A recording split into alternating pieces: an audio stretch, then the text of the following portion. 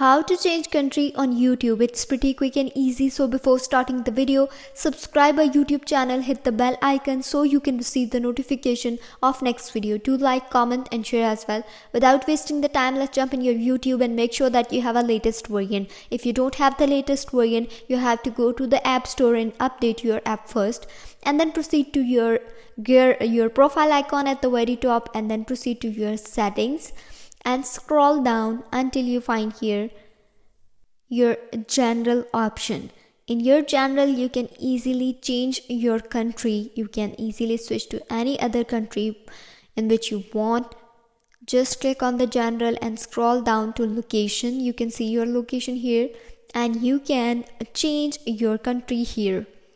You can see it's United States. I have changed it to the Germany and it's selected. Just get out of here and see it's automatically changed from United States to Germany. In this way you can change country on YouTube. Hope it helps. If you have any question, let me know in the comments below. If not, don't forget to subscribe and don't forget to like. I will meet you in the next video. Till then, take care, bye, and thanks for watching.